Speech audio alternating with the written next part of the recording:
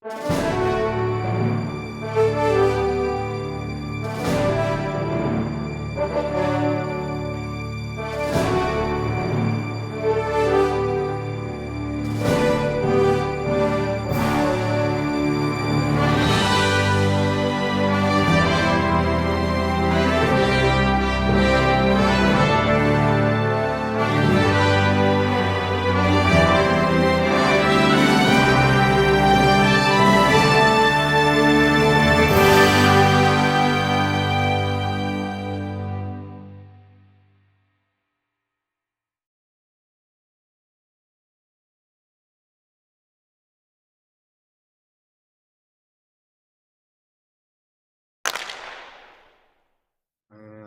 what's up, Block 22 Nation? It's your boys Gobo and Tommy here with another episode of Puck University, hashtag Puck U. Tommy, how we feeling tonight? I'm feeling great. Just a great week of playoff hockey. Welcome back, everybody. Yeah, thank you so much for joining us, and thank you once again to all of the guests, the guest hosts that we've had on over the last couple of weeks, including Ming Chen, talking about his beloved Devils. They may be in some trouble coming up here, but you know what? We'll get to that during the rundown. We got some news happening right now. My beloved Avalanche headed off to Seattle a couple of days ago for the first ever home playoff game for the Seattle Kraken. And from what I understand, it was quite the ordeal. Tom, did you hear about this? Yeah, I did. They were super excited, and I actually watched the game. The arena was packed full of people. Yeah, I think that this is something that as a Packers fan, we've often run into Seattle in the playoffs. That's a great sports city, that Seattle. They really come out in force. They get loud. They get they can. That's why they have that 12th man for the Seahawks. And I think that they definitely brought it for the Kraken a couple of days ago. And did you hear about any of the pre-show activities? I heard that there was a bunch of stuff that went down, but I didn't get a lot of the details on it.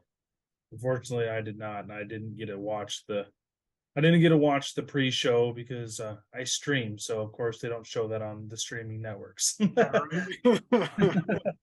Yeah, fortunately, and the Avalanche have been in a contract dispute with my cable provider for the last 2 years, and so I've been having to illegally stream all of the Avalanche games except for the playoffs because they are nationally broadcasted. So it was nice. We got to see, we've got to see our Avalanche come out and perform. But that game, for all of the fanfare, Kraken don't get it done on the ice. Avalanche come out, put up a pretty dominant performance. It was back and forth for a little bit, and then get to that third period, Avalanche just roll them. Which brings me up to my question for you is what happens with the Kraken that they can't finish games? I mean, they've been up 3-0, lose. What do you think about that? I think it's just lack of experience. I think that they have good depth. I think that they have the scorers that they need. Their goaltending isn't terrible. It's definitely as somebody who watched Philip Grubauer for many years here in Colorado, I think that he was consistently good, but never terribly special. So I think that goaltending is probably not the issue that the Kraken need to worry about going forward. But I just think that, you look at guys like Cale Makar, guys like Evan Rodriguez, guys like Nathan McKinnon, they're getting after it and they're still firing on all cylinders come that third period, and the Kraken just don't have anybody that's doing that. I think Jordan Eberle, he's a good veteran player, and they got that McCann kid who's he's got a lot of talent. But I think that the stamina and the experience are just going to keep them from winning this series. I think I agree with you on that. I mean, you got Colorado, got Landeskog, you got McKinnon, you got Rantanen, you got so many different players that can get on the ice, and they are equal in talent, in my opinion. I mean, Yeah. Well, no You could Landeskog, shift them all. unfortunately. Well, he's injured right now, but you know what I mean on a Yeah. normal time when he's in.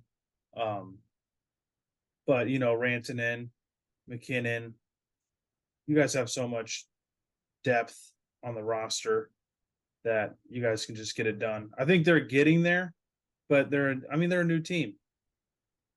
Yeah. I They got a mean, little bit of building to do.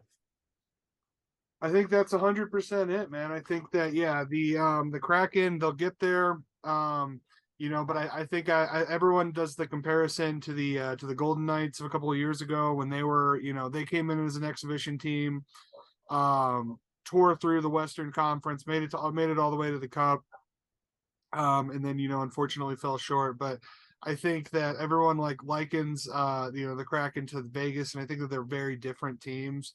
I think that Vegas they took a lot of veteran guys, and I think the Kraken took some younger guys, to build up for the future. So we'll see what happens in the long run. But I think that Pacific Division is going to be fun to watch these next couple of seasons. I think it's going to be a big changing in the guard. I think Edmonton's going to start to slope. I think Calgary's going to start to slope or slump. And yeah, the new guys in town, I think are really gonna be dominant. I mean, we're already seeing it with Vegas. I'm excited to see new people coming up. Yeah. All right. Up next, Kevin Fiala for the Kings, sticking in that Pacific Division, sustained an injury. And then, do we know, did he come back for that game 4 against Good Edmonton? play. He did He did. play. Okay. So, and that being said, though, Edmonton finds a way to stave off the Kings, tied 2-2 right now. Um, I think that this could be one of our better series. So tell us what impact does Fiala make on that game? I think he's going to be a huge addition. I mean, he came in and I can't remember if it was I was looking it up right now. He had an assist right away. The Mhm. first goal he assisted on right off the bench. It shows that he had 2 assists in that game. Even though they did lose, I mean, he had something to go at 2 out of the 4 points that they had. So, I mean, I think it's going to be a huge addition. We'll see what happens the next 2 or 3 games. Yeah, and I remember I watched that game, and yeah, watching was it Draisaitl tied it right at the last second Yeah, for Edmonton. God, I just you know what? Flash in the pan, but I still think I still believe, man. I still believe that LA's got this series. I'd love to see the Oilers get bounced in the first round. Um, Speaking of Kings and Kings fans, appearing at basically every Kings game so far, right there, center ice behind the glass, Mr. Will Ferrell of Step Brothers fame. And I love seeing celebrities get out to the games here in Denver. We really only get we'll get Von Miller used to come to the Avs games. We got Russell Wilson came to a couple Avs games. So yeah, aside from sports stars though, yeah, Nikola Jokic we saw at a game one time. But aside from sports stars, yeah, we don't really have many celebrities at the games. But I was thinking, let's take a few minutes. It's one of our slower programs today. There's not a lot going on outside of the playoffs. Let's talk about our favorite Will Ferrell moments. my favorite Will Ferrell.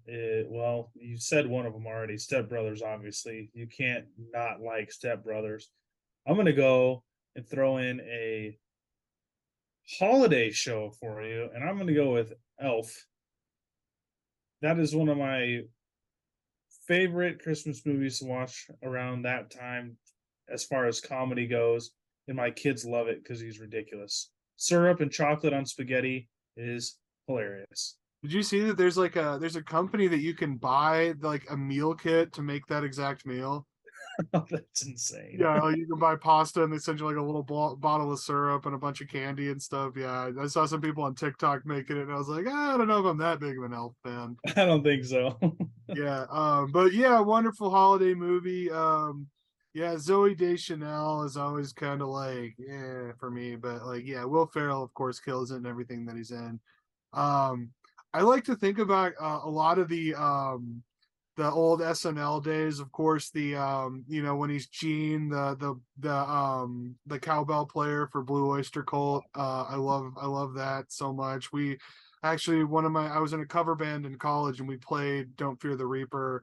And we tried to have one of our friends come in and do that. Like we gave him my cowbell, and he didn't have the rhythm to play the cowbell on time, so we ended up cutting it out of the show. But yeah, we wanted to recreate that scene. It's just so masterful physical comedy.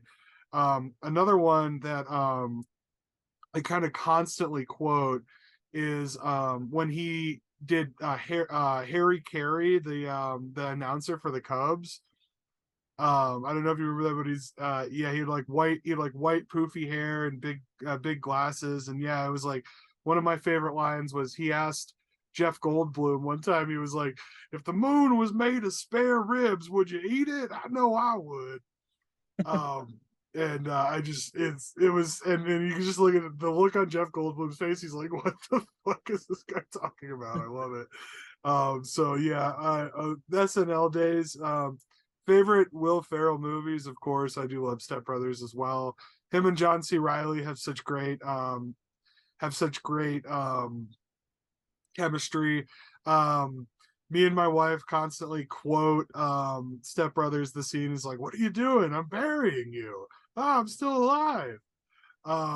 Yeah, so that's one of our favorites. And then yeah, it's funny actually. The first time I saw Talladega Nights was in film school. So I it was fun. Yeah, we got to actually do a study on that as well. Um, all right. You know what? I'm getting word. Our producer Dames wants to jump in. I think he has a Will Ferrell memory he'd like to share. Yeah, I was going over the rundown this week and I saw it. So I thought to myself, yeah, I'm in a Red Hot Chili Peppers tribute. And I don't know if you know this, but Drummer looks Will like, Ferrell is a dead ringer for Chad, yeah. the drummer for the Red Hot Chili Peppers. And oftentimes they'll find each other in the same place at the same time and they'll have like a drum off. And it really, you have to look to see who's who because they are that close. That's one of my favorite things that Will Ferrell does is acknowledge that he looks exactly like him. So thank you for letting me chime in. No problem. Hey, thanks for jumping in. Dame's our Appreciate it. fearless producer. Seattle fan, but we won't we won't hold it against him. It's so funny. The first time I saw Red Hot Chili Peppers, I didn't really like I hadn't it was I was really young, so I wasn't a huge fan of them yet. And the first time I saw them on like TV, it was a live performance. And I was like, why does Will Ferrell play the drums for Red Hot Chili Peppers? I had to look it up, and I was like, yeah, he looks exactly like him. It's pretty He crazy. does that. I can't remember if it was on one of the late night shows like Jimmy Kimmel or it was on Jimmy Fallon, one of the two Jimmys. They had a they actually had a drum off, and I was gonna bring it up when you said the cowbell, because that's how he won. Is he pulled out the cowbell and started beating on the cowbell to win the It gets the crowd going, man. I was ready for it. So yeah, so God bless Will Ferrell and the Red Hot Chili Peppers. Get back to hockey now, but yeah, I just thought I was like, you know what, we got kind of a slower show today because of the playoffs and a lot of the teams are not in action. But yeah, great guy, great hockey fan, great actor. Really enjoy his comedic work and some of his dramatic work as well. It was a couple of his more dramatic roles that I enjoyed. Um, okay, getting back to hockey. Let's talk about New Jersey in the spirit of Ming Chen and the the boys from View Askew.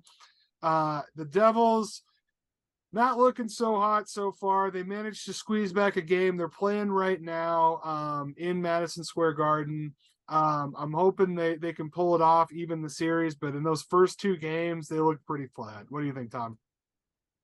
Yeah, they did. Yeah, you know, I think it's like we just talked about, not to bring up the Kraken all the time, but I think it's the same thing with them. They got a bunch of young guys, and then it's like they trip on their skates and fall flat in the third period and just can't quite finish and get over the hump and finish the game. Yeah. It's gotta be the Jack Hughes needs to be the guy. I think that's the thing is like he's a very talented player, all-star. If his career continues the way that it's been going, he could probably make the Hall of Fame. But they got to have more. They got to have depth. They got to have goalkeeping and defense. And there's a lot of pieces that New Jersey is just really kind of struggling to find their identity, and I think that you're really seeing it against the Rangers, who have kind of had a consistent roster for the last few seasons.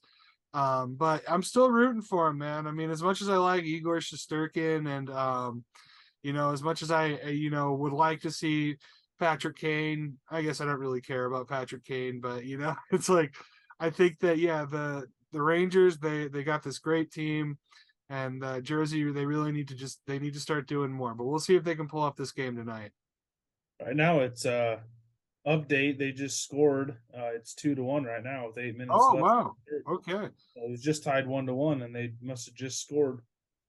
Okay. Well, go Devils. I don't know their chant. All right. Team updates. This could be quick for the birds of Danny DeVito's likeness. Tommy, any news on the old Antarctic birds? Well, I have one thing, and it's very simple. They're looking for a GM. They have 10 candidates. they, they haven't slimmed it down at all. I think the only one that surprises me is that the Blackhawks, like associate GM, they're looking into. The Devils, they have a assistant general manager that they're looking into. They're looking at everybody, I think, at this point. So we'll see as the off season progresses for them, and see if they slim it down at all. But right now, that's it. Oh, they did have Zucker is saying that he does want to stay a Penguin. So we'll Okay. see. We'll see what they do to that. That's the nice thing with the Penguins is they reel in people that want to be loyal to the team, and I hope we can keep some of the talent that we have and kind of build on it like we discussed. Hopefully the next season or two we'll be back in the playoffs. I like it. Yeah, I mean you were so close this year. Yeah, just a couple of wins at the end of the season would have pushed you over that threshold. But yeah, that's great that Zucker wants to stay. I was wondering about that if he was going to request a trade, but yeah, I think that like you said, yeah, loyalty, it means a lot. So the Penguins searching for a GM. Let me ask you, as a fan, is there anyone that you're like particularly hoping that they land? Well, as far as GM would go, I mean, it'd be nice to get one from a winning franchise. I mean, they've tasted it. I mean, they know what it's going to take to be a winning franchise again. Not that we're a losing franchise. I mean, we've won Stanley Right. Cups in the past. We're not a Right. losing franchise. But I think it would be a lot less friction if we came in and we got one from one of those top tier teams that want to come in and know what they're doing rather than trying to find and tailor them, so to speak, into a GM that's a winning GM. I mean, I don't really know much about the front office of hockey. I don't know how much the GM is actually involved with that portion of it, but again, I would hope that we get a guy that's got some experience and can move the franchise forward at this point. I love it.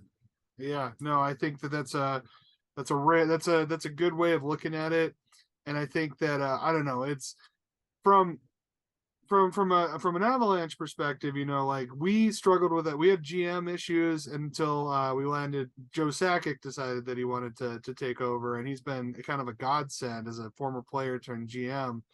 I mean, I'm thinking about it like I wonder if any Penguins greats from old might be interested and would be good at that. And the only name that comes to the mind is of course Mario Lemieux, because since Jaromir Jagr insists on continuing to play hockey, even though he's 57 years old. But yeah, would that be, what would you think about old Super Mario taking the reins?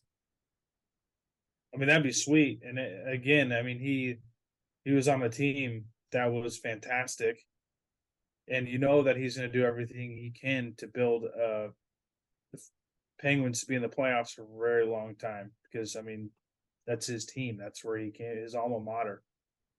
That's right. I don't think he played for any other teams. And I'm I thinking don't, about. I don't believe so.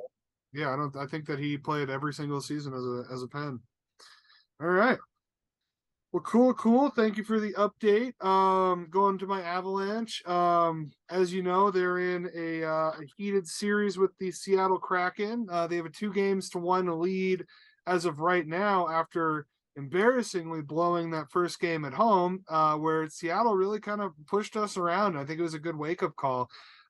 It was the first time I was what it didn't surprise me terribly that we lost, because I mean it's hard to win 16 games, and so you're going to run into some adversity at some point. What surprised me is that we got nuked on the shot count in that first game. And so that just means Seattle was out there, they were out skating us, out shooting us, and at the end of the day, it wasn't a very competitive game. I think that Seattle rode that momentum into a lead in the second game, and then they just ran out of gas. It's like we talked about, it's like the talent levels just really started to show themselves. And I gotta say, I am in love with watching Cale Makar play hockey. That guy, I mean, he finds the puck, he dominates the blue line, he throws shots, he throws hits, he plays defense. It's just like he's, I think about have you ever seen the movie Moneyball, which I know is now we're bringing baseball onto this show. Like, what the hell? Yeah, have you ever seen the movie Moneyball when they're in the scene when they're explaining to Brad Pitt's character Billy Bean, like, oh, you have all these different elements. You can hit with power, you can run, you can field, you can throw hard. I don't remember exactly what the line was, but it's like he has all these different elements that make him a great player, and it's all within one player. That's how I look at Cale Makar as a defenseman in the NHL. It's just like there's nothing that he does poorly. He's big, he's physical, he's fast, he can shoot, he can handle the blue line, he can win like you can bring him in on a face off if you have to. Like the kid is special. He's a special player, and it's watching him in this series. It's like him and Nathan MacKinnon. Everybody knows about Nathan MacKinnon already. Everyone knows how talented he is. Hart Trophy finalist, 100-point player, multiple year All-Star. It's like I'm watching him. I'm watching Nathan MacKinnon. I'm watching Cale Makar dominate the puck in these last 2 games. Like they basically were like, "Give me the puck. I don't have to worry about anybody else. Like we will find a way to win these games," and they have been so far. So I'm interested to see how Seattle rebounds. I think that if we give up this game tonight on the away ice, I think it's not terribly concerning. But I think that if we win tonight, I think the series is 100% over. So go Avs. Another player that we got from the Penguins last year, Evan Rodriguez, has been playing really well. Sam Girard, I think, has been playing really well. Georgiev, I think, has been playing decently well. I'm really harsh on goalies. I think that my assessment of goalies is pretty tough. But I think that he's definitely been bringing it the last couple of games, and so it's fun to watch. I'll tell you what, though, it is a playoff series. It's starting to get chippy out there, and I'm really enjoying it. That's actually one of the things I was going to bring into it is playoff hockey is so fun to watch because it's so much more physical. I mean, you're just seeing people that don't usually deliver hits just crushing people. I mean, it's just been fantastic to watch.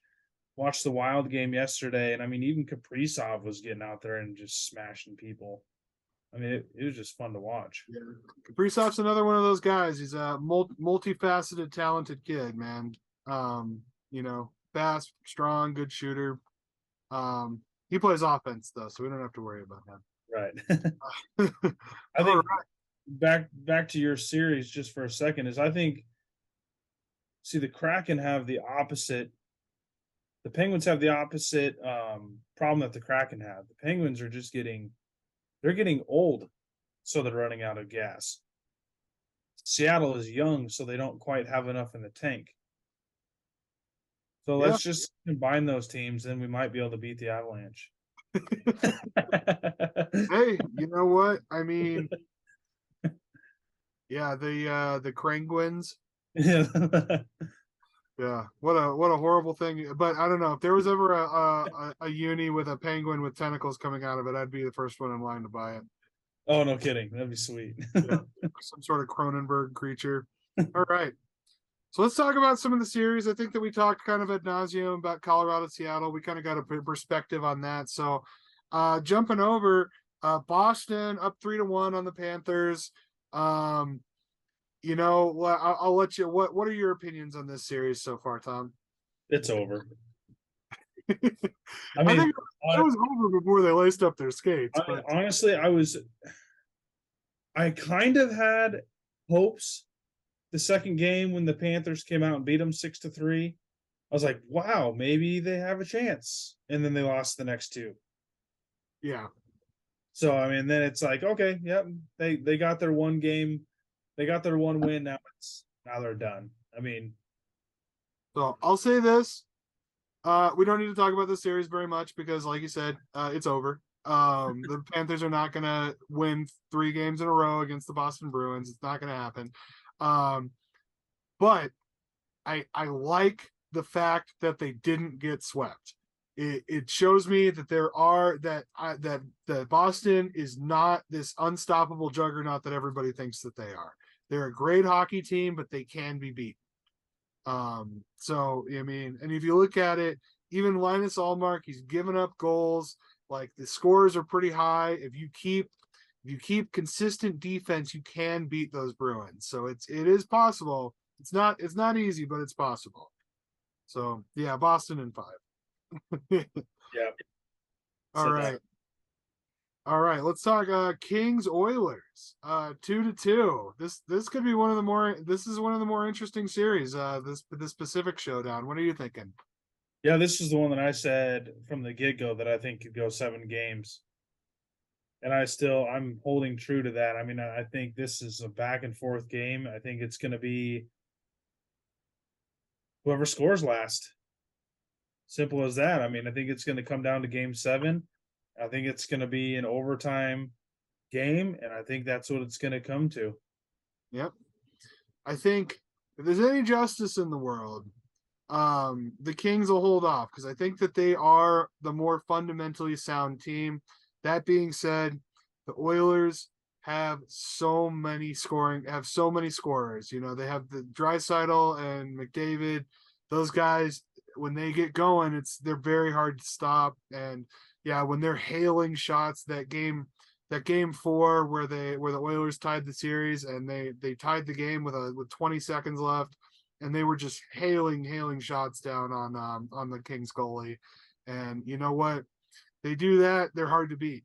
They're a hard team to beat. So I'm still sticking with my pick. I think LA pulls it off, but I think you're right. I think this one's going the distance. Yeah, Corpusalo, I mean, he's had some amazing saves, and they can't just let the barrage unfold like that. I mean, you get McDavid and you get Draisaitl in there, just scorching shots at him left. I mean, it's like what you said against when the Kraken beat the Avalanche. I mean, they just outshot you ridiculously. I mean, quantity is always you're gonna score eventually. Right. So I mean, just with quantity, the scores come. So I think the Kings gotta eliminate that going forward if they plan on winning this series. Absolutely. No, and the Oilers, I mean, if you're going to beat the Oilers, you have to outwork them. That's how the Avalanche beat them in the Western Conference Finals last year, is that they're going to get shots, they're going to get goals. You have to find a way to fight back and keep and get your shots, get your goals, and try to maintain that defensive prowess. But it's hard. That's a hard team to play against. Carolina Islanders. Carolina's up 3-1. I don't really see this going very much further. I mean, do you think New York can the boys from Long Island steal any more games? Maybe one. I think I said 6 in the original calling. I think maybe they squeak another one out, but I think Carolina, they got this one in the bag. Yeah, that's kind of what I was thinking. I think that the Hurricanes are such a fundamentally sound team. That Team Ranta in goal, I think, is really good. I think that they're not a very flashy team. They're just very fundamentally sound. They have good line depth. They have scorers. They got that Sebastian Aho. I think is very underrated on a superstar level, which saying a lot because he's a multiple all-star. I still think that he's definitively the best player on that team.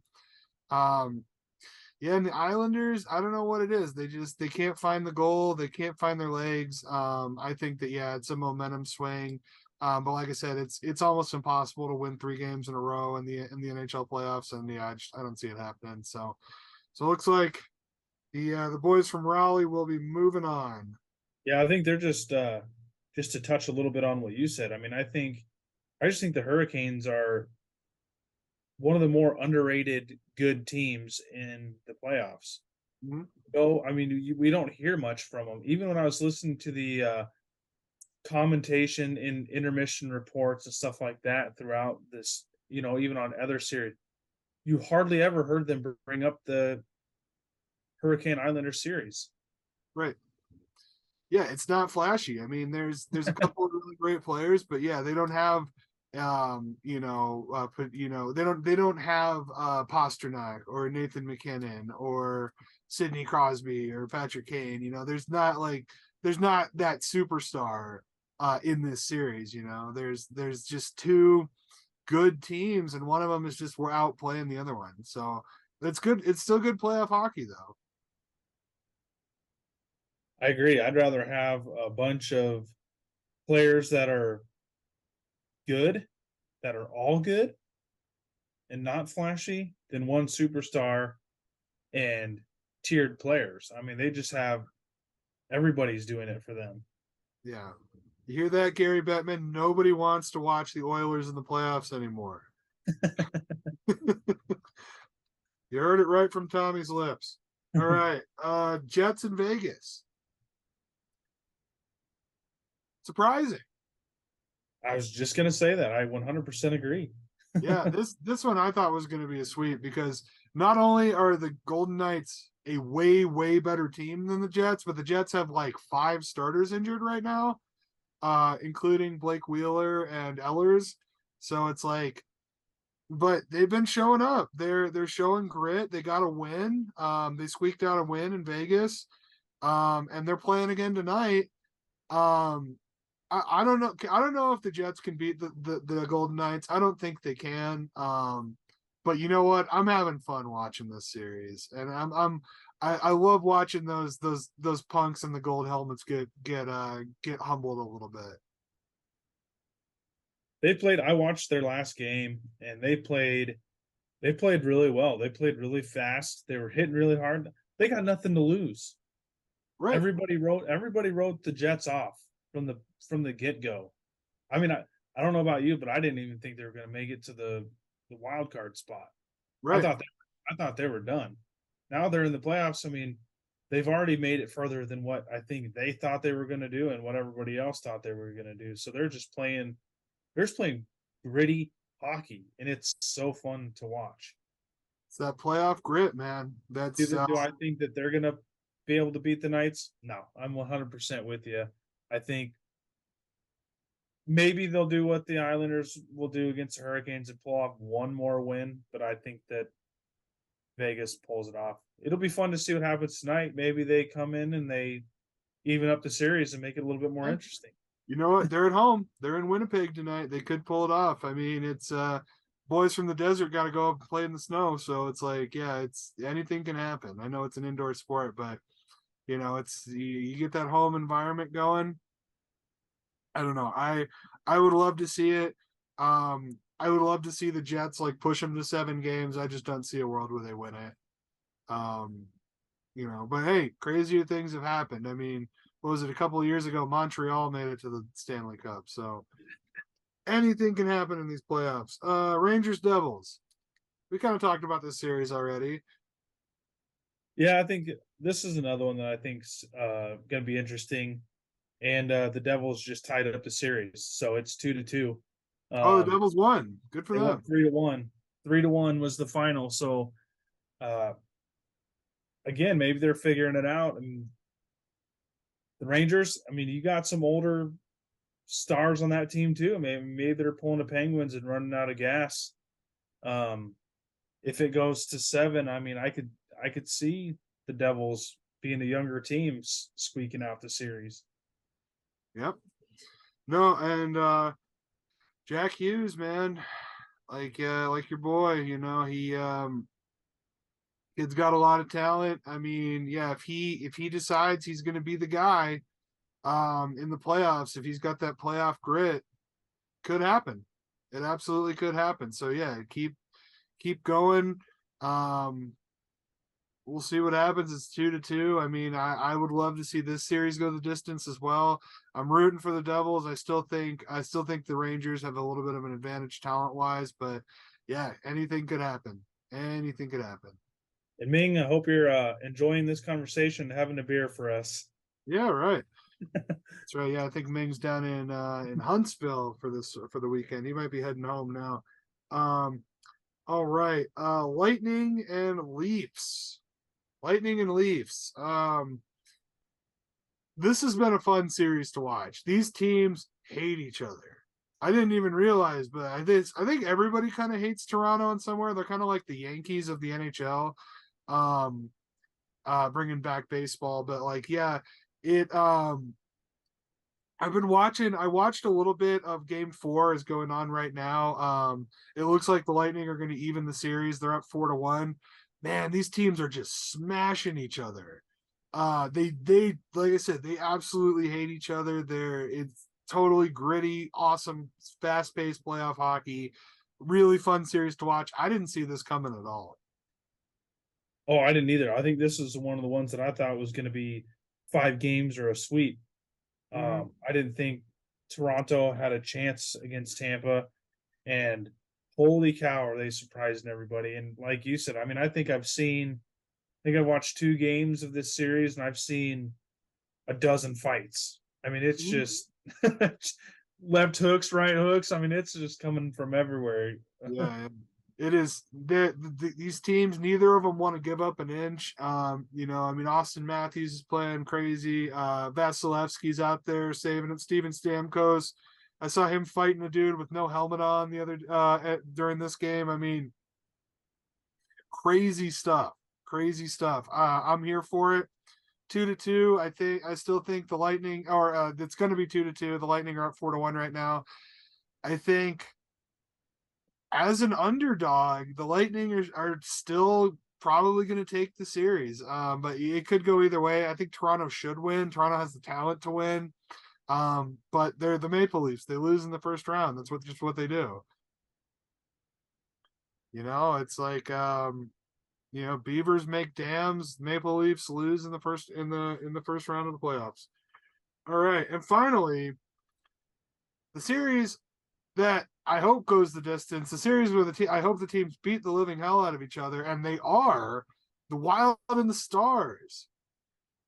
This is another fun series to watch, man, because these teams, they don't, also division rivals, do not like each other. Nobody's given up an inch, and like you said, even Kirill the Thrill was out there fighting. Yeah, it's been a super fun series to watch. I'm actually wearing my Iowa Wild hat, cheering them on a little bit over the Stars. I don't know what'll happen if they move on, depending on who they play. I can't quite remember who that will be. I cheering on the Iowa Wild, made the Calder Cup, but they got eliminated first round on Friday. So, yeah, but that's okay. Yeah, but it's fun. I mean, who is it? I think Pavelski got totally destroyed. Oh yeah, Pavelski got knocked unconscious. Oh yeah, they were like, they had to grab him by the arms and pull him out, and he was still looking around like he was seeing stars. I mean, it was just nuts. I was like, I think Pavelski's gotten knocked unconscious like the last 3 seasons in a row in the playoffs. So I'm like, because he was getting knocked out when he was with the Sharks. Wrong Poor place, guy. wrong time on that one. Holy smokes! Did you see the hit? It was massive. It was brutal. It was a big one for sure. Yeah, no, this is what I kind of like about this series is like I think Dallas is getting a little bit exposed because I think everybody expected them to kind of come in here and handle Minnesota, but I'm like, nah, I mean, I think Minnesota is honestly a better team. I think that they got Robertson and they got Jake Ottinger, but aside from that, like what do they have? They have a great goalie, and a great goalie who gave up 5 goals on Friday. So it's like, I'm not worried about it, man. Gustafson, I think, is just as good. So it's going to go the distance. And to answer your question, the winner of Seattle and Colorado plays the winner of this series. Yeah, that's what I figured. And if Minnesota ends up playing, honestly, I think if they end up playing either one of those teams, I don't think that they're going. It's going to be ugly, regardless. The second round is where things really start to get chippy. Especially, it's going to be a divisional game unless Seattle finds a way to beat us. I think that we're playing the Wild or the Stars in the next round. And oh my God, an Avalanche Wild series. It's gonna be funky. I mean, we played the Blues in the second round last year, and it was just as heated. So, but we hate the Wild. We hate that team. We hope all bad things come to them, but they got a lot of great young talent. So that ends up happening. Me being a Wild AHL person, we gotta get to a game. Let's do it. Come on down, man. I'm not coming up to Minnesota. I was like, yeah, we were thinking, we're kind of deciding, we have an opportunity to go to the to game 5 for the Avalanche Kraken, but we're kind of like, yeah, is it going to be worth it to go? We'll see if the series gets more competitive, because it's very expensive to go to playoff games, and so it's like, yeah, we kind of want to save our money for a series down the line, but we'll see. If the Kraken win tonight, I think we might go. Just because we don't want to miss out on our boys in the playoffs. Playoff hockey is there's nothing like it. As we've seen. As we have seen. All right. Well, that's all I had. So we're coming in a little bit short tonight, but that's all right. No, let you fans get back to your hockey watching. We got some big games coming up tonight. So go Avs. Tom, anything else to add before we sign off? I don't think so. It's been a fun time with this playoffs, and looking to see what happens as the first round comes to a close. That's right. And next week we will have some resolutions to some of these series, and we can start pontificating about future matchups, and I think that's going to be a lot of fun as well. So stick around. Puck University, #PuckU. Make sure you're checking out all the rest of the shows on the Lock 22 network. This Thursday, we have a special draft version of NFL, starring myself and a few other good-looking fellas, and we'll be talking football. So if you're a football fan, make sure you check that out. And then make sure you're checking out, if you're a comic book fan, you're checking out, Uncle Tom's or Uncle, what is it? Do you remember the name of the show, Tom? Uncle Russ's comic book. Uncle Russ. Yeah, sorry, you're Tom. Yeah, so check out Uncle Russ's comic book show. Great stuff, great comic knowledge, and some fun happening there. So make sure you're checking out all of the Lock 22 productions. And then check us out again next week, Monday night. Puck University, #PuckU. I'm Gobo. Tommy. I'm Tom. Have a good night, everybody. Thanks for joining us. #PuckU. Release the Kraken!